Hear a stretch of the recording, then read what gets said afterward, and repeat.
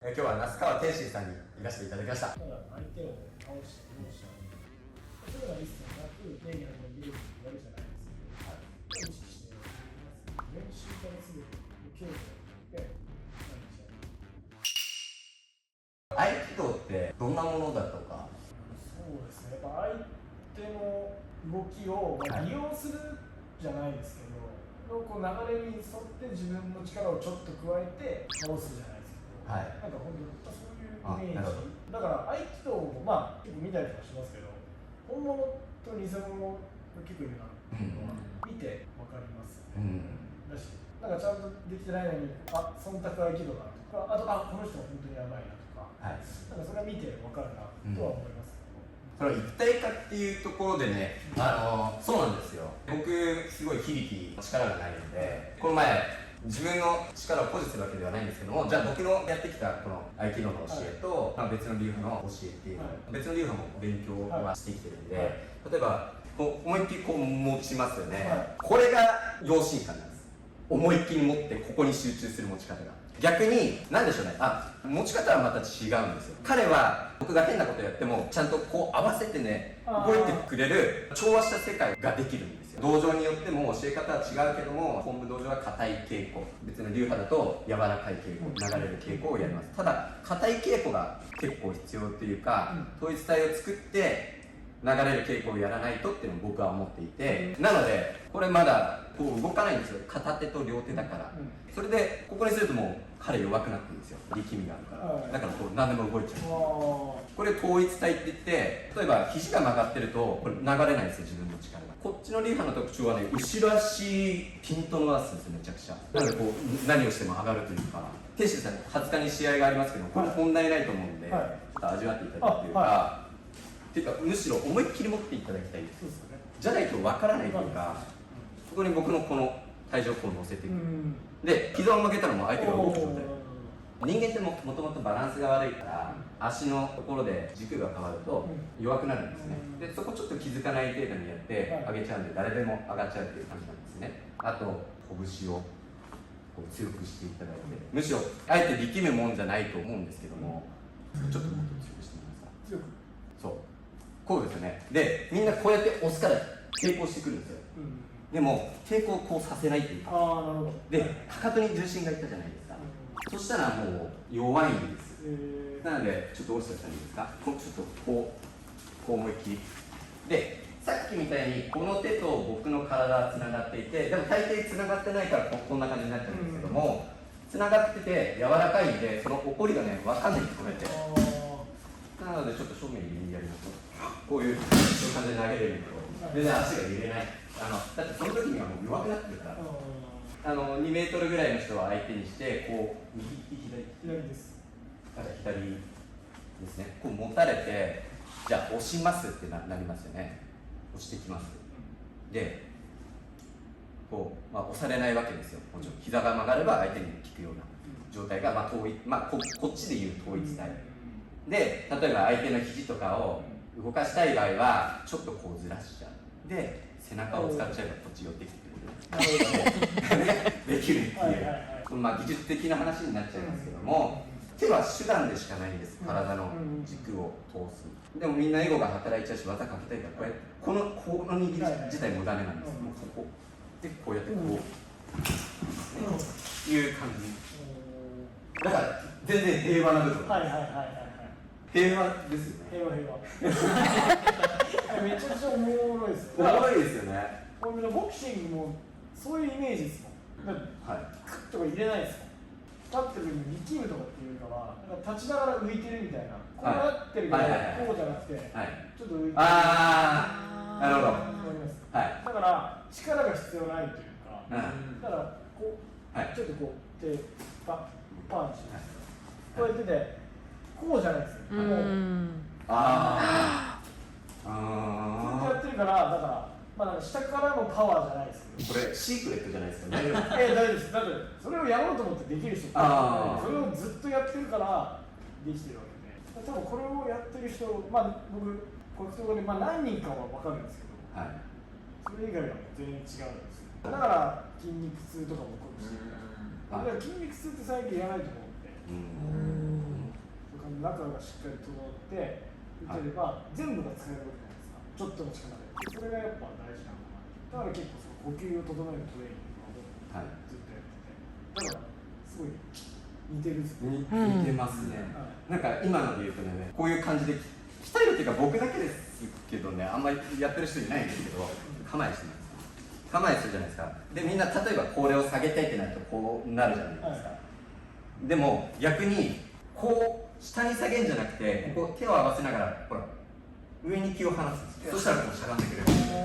る。これバレエとかもそうなんですけども、ジャンプするときは下を意識して、今下がるときは上を意識してっていうことで、なんかちょっと浮いた感じにさせちゃう。だってこれだったらある存在があるじゃないですか、存在が。まあボスさんはいくらでもそれ存在をなくしてもこうそうするとこう軸が崩れるというか、読めない上に意識してるから、こう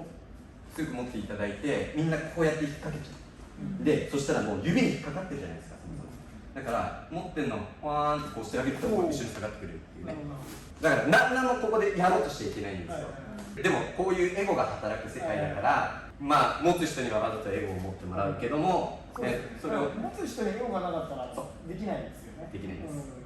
できないです。持ってもらうってことが重要ですよね。かける方がなくして、それはしっかりと持ってもらう。はい。多分それはやっぱ見えない木とかっていうのが大事になってきます。そうなんです。持つ人は強くなってわざと力ませて、だから僕が偉いわけじゃないんですよ。星田さんがまた無の教師だったら何も起きないんで、これじゃ何もできないって分かるわけですよ。だから邪気を取り払うこう練習をして、本来はね、先生も受けも交代し合って技をかけるものなので、そういうもんだなって僕も研究した結果で。ちなみにこの構えって結構力が、僕わざとちょっとベンチプレスとかで鍛えてちょっと研究してみたんですよ。この胸とか結構大胸筋があるじゃないですか。ちょっとお尻もですね、こう触った時にこうめっちゃこうするんですけども、これまっすぐまっすぐ前から押して消えるんですよ。流れた時。これちなみに胸筋も全部消えてる。消えてる消えてるんですよ。ってことはだからあれですよね。そういう筋肉とかっていうのはあんまいらないよっていうことですか。そうですね。まあちょっと上半身と下半身をつなげるのには大臀筋が必要なんだなってことが、なんかさっきの押すので腰までは行っても大したものなんですけども、それが後ろ足に流れるように。なるほどね。俺やってることほぼそんな感じですわ。やっぱなかなかわかんないじゃないですかこれ。でもやっぱそれを僕は理解してやろうとしてて、なんかわかるようになってきたな。だから合気道の技は全部こんな感じです。なんか一見派手に決めてて、確かに世間一般でいう批判とか、まあ自分から飛んでんじゃないかとかいうのは、それも間違いじゃないです。そう必要な時もあるんで。だってそうですよね。力こっちが入れてるわけだから、飛ばないと受け身取れないとかあるんですよね。そうですね。合気道って老若男女できなきゃいけないんですよ。で、僕がこれ果たして70になったらできるのかなって思った時に、僕がやってた合気道ってちょっと正直激しすぎてできなかったんですよね。逆に他の流派だとそのできた調和の世界を最初からやろうとしてるところか、もしくは最初心を司る専門用語で言ったら拍っていう、まあ、物質を鍛えるのが先かみたいな。武道だと本当に地味な稽古なんで、その拍の部分でやめちゃう人が多いですけども、ちゃんと心を置いてその拍を鍛えていくっていう感じだと、まあ、10年以上もやっぱ続けられるから、でもそっちをちゃんとできないと、いいものも伝わらないですよね。結構表面上が多いじゃないですか。ネットで調べたらすぐ出てくるし、じゃなくてやっぱちゃんとやって経験していかないと分かんないことの方が多いじゃないですか。自分で経験して、ね、こういうものなんだって知ったことってもうずっと覚えてるじゃないですか。だからやっぱその拍っていうのは、そういうのが本当に一番大事。拍って漢字分かります？こういう感じかもしれない。まあ拍ってね、こっち白ですね。だからこっちを鍛えないとこっちにはいかないと。これが物質ですね。それを魂を司る物質。真理を表してますよね、人が。そうですよね。こういう物質とかがちゃんとできないと、やっぱそういうものも司れないとか。だから本当にこっちだけの人もいるし、こっちだけの人もいるし、昨日だけ求めてたら3年ぐらいでやめちゃうんですよ。むしろね、すごいやる気になってた人ほどやめちゃいます。武道って続けるもんだっていうのは多分一般的に思われていて、でもこっちしか鍛えないもんだからそういう騒動を本当1年も続かずにやめてしまう。この人はこっちを知ってそうなりたいなって思って、意外とこっちが厳しかったっていうのも客観的に見てて思っていて、ちなみに父の道場、ここに行った時はやっぱこっちが多い部分があったんで会員さんいなかったんですよ。やっぱこっちの方も大事にこう発していくから、やっぱりすごい増えたっていう部分もあるし、でも偏ったらダメですよね。どっちもちゃんとできる人がいないとというか、でもそういう人が教えないとダメだと思うんですよね。教える側も習う側も、そういうのをちゃんと理解してやらなきゃいけないかなとは思いますけどね。天心さんの話を聞いて、格闘技もねこっちをに重きを置くものだと思っていたんですけども、今日天心さんの話でやっぱりこっちを重要視にされていて、もう大事にされていると。だからフェーズがあると思います。僕はこっちやらないとこっち知れないじゃないですか。20年やってますけど、量やらないと質とかわからないじゃないですか。だからやっぱこっちをひたすらやり込まないとこ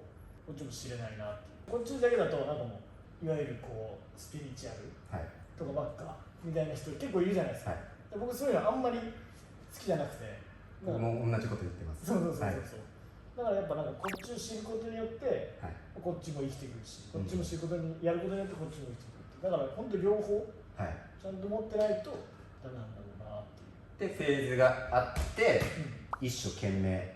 一つのところに懸命になるっていう。やべえ、字下手すぎて一つのところですね。一生懸命じゃなくて一生懸命ね。僕も良かったのがオスの精神でずっと何も考えずにやっていた時期があったので、そういうことってやっぱ大事なのかなとはやっぱ思ってます。なんだろう、他のことも考えられないような、もう毎日毎日それっていう時代もやっぱ必要なのかなっていう。いや必要ですね。やっぱそういうのやらないとわからないですよね。なんか隊員から言われても経験してないじゃないですか。それで知ったところで浅い人になっちゃうとね、やっぱいろんなことを経験して、違かったなっていうのも経験だし、違かったっていう成功じゃないですか。そういうのは本当に大事なのかなっていうふうに思いますけど。でもできる場所なくないですか今。例えば内弟子制度ってやってるとこってもあんまあるのかな。ところどころって言っても毎日じゃないでしょ。住み込みで、ね、先生の背中を流したりとかそういうとかも含めてなんか全部やるところっていうのはもともとなくて、なんか塩田剛三はもう分かってたっていうか一生懸命にさせるためにやってたところがあるんですよね。なんかそれも僕はもちろんその時代はすごいいいと思うんですけど、今の時代やっぱ伝え方が結構大事になってくると思うので、例えば背中流してとか、例えば掃除やれとか言っても多分なんでってなると思うんですよ。なんでやんなきゃいけないのってなるから、そこまでちゃんと伝えてっていうのが本当大事なのかなと思うんですね。こういうのは伝えるけど言い方だったりとか物事の捉え方を変えなきゃいけないのかなとは思いますよね。若い方にアドバイスいただけてっていうか、ちなみに合気道ってこういう教え方なんです。基本は、先生の技を見て、2回4回やって、はい始めてください、だけしか言わないんで、質問も許されなかったっていう感じだったんですけども、今はすごい説明をしてる、では鏡磨くことと瞑想をしてることが一番合気道上手くなることだって本当は言ってるんですよね。先生意味わかんないとか、そんな感じで言われても言い続けるみたいな。でもそれも大事ですよね。ちっちゃい子に言うのはちょっとわかんないですけど、ある程度20歳と大人になって自分で考えられるようになった時に、こうでこうって全部伝えるよりかは、自分で経験してなんかその感じ取るとか、1を100理解しようっていうそういう気が大事なのかなと思うので、やっぱ年齢によってだと思います。伝え方とか。合気道もね長く続けてくれたらいいですけども、格闘技とかもやっぱ中学になって部活を始めてとか辞めるのが、他の武道でも結構多くて、でそこで何を残してあげれるかって考えた時に、僕も習った先生、厳しく教えられた先生よりもちょっとスピリチュアルなことを言ってた先生をなんか10年後に思い出すんですよ。あれどういうことだったのかなみたいな。でも天心さん5歳から10年やってた、その時にそういう心感じ取れたってことです。その時はもうひたすらやってただけですね。格闘技が好きだった系ですかね。やっぱ好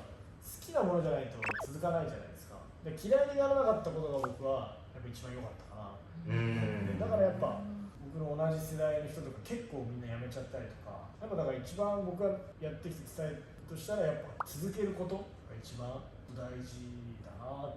ていうのはずっと思いますね、あと好きでいること、指導員とかも、ね、やめくばりばーとか言うとやっぱ嫌いになっちゃうじゃないですか、だからなんかもう好きでいるっていうのがやっぱこう一番の、本当さっき言ってた好奇心、それで言ってもらうっていうのが大事なのかなと思います。だからあとはやっぱ宇宙がどうとか言われた方が興味が湧くじゃないですか、ちっちゃい子とか子供って知らないことの方が多いじゃないですか、だしその宇宙の研究してる人とかにも話したりとかしたことがあるんですけど、宇宙ですら分かってることがもう 10% 以下らしいんですよ、だからそれってもう 10% しかみんな分かってないのにみんな分かった気でいるじゃないですか、分かんない方が多いのに逆にそれを楽しめない方が僕はどうなのかなっていうふうに思う。分からないものを楽しむっていうなんかそういうのが大事なのかなと思います、なんか座右の銘とかってちなみにあります？座右の銘とか。座右の銘ですかは関係ないっしょ気持ち一緒ですね、はい、いや僕これの個展とかやったんですよ、この間、1日1000人以上来て、あれ原宿かなんかで原宿で精神性が大事だと思う。今の時代だからこそ、みんなもうスマホとか、物理的にまあスマホがいろんな人が見るからいい部分もあればやっぱそこの世界でしか考えられない人が多いんで、そういうのじゃなくて心を大事にしてっていう個展をやったんですよ。気持ちボックスっつってボックスでっかいの飾ったんですけど何も入れないで気持ちって書いて、ここに気持ちが入ってます、気持ちはいろんな形があるのであなたの気持ちを自分で想像してみてくださいみたいな、メッセージを伝えるっていうめちゃくちゃ人来てくれたりとか、だからそういうので精神性を僕は伝えて日本をちょっとずつ変えていきたいなっていうふうに思ってますよね。なんか天心さんと話してて、例えば普通だったらやるチャンピオンになってやるとかいう思いのはるか先になんか思いを持っていらっしゃるんですよね。みんなが目標と思うところよりも先に全然あって今そこをちょっと聞けましたね。だから本当そういうなんかマインドの部分も、応援してもらってる方には共有していきたいなっていうふうに思ってます。ちなみに僕の座右の銘採用が馬なんですよ。未来も過去も関係ないしっていう。いやいやしょではないです今一緒な感じして未来も過去も関係ないでしょ。だから過去にあんまとらわれたことがなくて、で未来は例えば本当にじゃあ天心さんと会えたことであったりとか、例えばどこかの大統領の前で演説するとか、例えば有名な K-POP の人に会うとか、なったらちょっとドキドキするとか、ただの合気道やってる人間ですから全然違う分野から来るわけですけども、例え面白いです例え実際の話ですよK-POP の人に会うとか、実際の話でこういう話があったわけですね、でも何も思わないようにしてるんですよ。だからもう3日前とかに考えればいいとかずっと思って、そういう感じですね。そこで未来に関してじゃあその話がなくなったとかあるかもしれないし、いいことが起きてもまた悪いことが起きるもんだからっていう考えで常にいるから、それをいいことだとも思わなくなったっていうか、なので同じですよね。同じだった？似てましたよね。関係ない人みたいな。やっぱその今生きれない人が、そのねこう未来のことを言えないじゃないですか、やっぱだから本当に今に集中して、そこは常に思ってますね。だからやっぱ反省とかはするっすけど、後悔は全然しないようにしてる。だからそれを引きずって、後悔してずっとなんかっていう気持ちはもう一切しないようにしてて、今の積み重ねがやっぱ未来を作りますから、そこは常に意識して、何が起きてもやっぱ関係ないでしょ、気持ち一緒未来も関係ないしもう禅とかのねことも理解されて、そう禅で中今っていう言葉がありますね。本当に今に生きるっていう、今に無我夢中になるっていう。そうですね。なんかそういう精神性ずっと大事にしてて、でやっぱ自分が好きな神社とかやっぱ武道とか、そういうものを調べてったりすると最終的にはそこにたどり着く。みんな本当しっかり今を生きるというか、どのことを調べてもやっぱ最終的にはそういうことをみんな言ってるんで、やっぱそれは大事なんだなっていう、なんか再確認をできてるっていう感じですよね。意外なというか、格闘技とまた合気道で言うとね、すごい共通な点と、天心さんが武道というか合気道で求めているような内容を、実践されていて、でそれが格闘技にも生かされていて、多分、人生全て共通だとは思うんですけども、そうですね、だから格闘技と人生別に考えてないんで、これだけじゃないというか、全て一緒なんで、だからやっぱそういう風に生きれるのかなと思いますね。合気道でこう今学んで伝えていることも間違いではなかったかなというのと、同じでしたね。同じ、はい、すごい貴重な話を聞けて、ありがとうございます。またよろしくお願いします。はい、ありがとうございました。